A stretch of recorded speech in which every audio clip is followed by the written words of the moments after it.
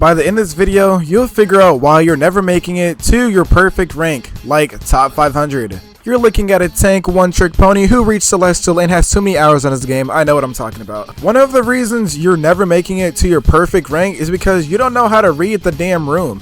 I used to make the mistake of going my champion heroes, Thor and Doctor Strange, when the enemy would have a Wolverine and a Thor and 2 poke heroes, and I just couldn't do shit about it, and I would play like I was scared as hell. You never want to play scared as hell because you want to win. Here, I fucking died. And this was the one thing that was keeping me back because I didn't know how to read the comp. So I saw there was an enemy Wolverine. on the enemy team, but he wasn't the biggest problem because the enemy team had a poke hero Cyclops and another strong poke hero Elsa Bloodstone.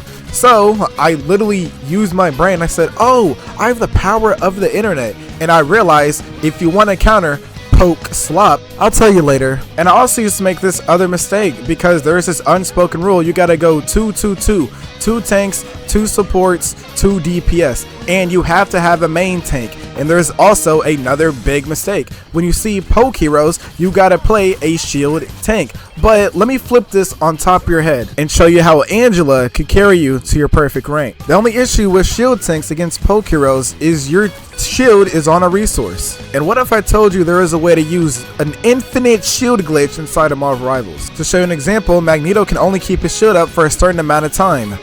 Same with Doctor Strange, and his shield is on a resource. But guess what? The poke slop heroes have infinite ammo, infinite resources to burn down your shield. So the best way to do that is to use the map, use natural cover. So you want to switch to a dive hero like Angela, who can go in and out burger. This way I'm able to weave in between natural cover and get my target Cyclops and get an easy ass pick.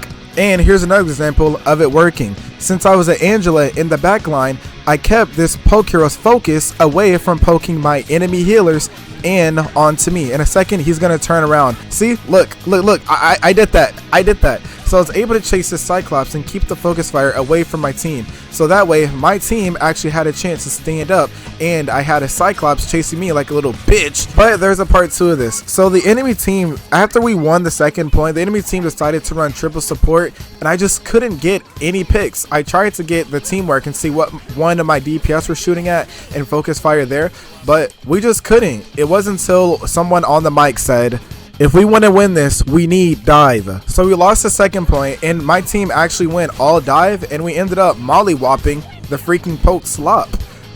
Now there's a little equation. Dive counters poke slop, and poke slop is going to be prevalent throughout your ranks. Drop 1 like if this will help you reach your perfect rank.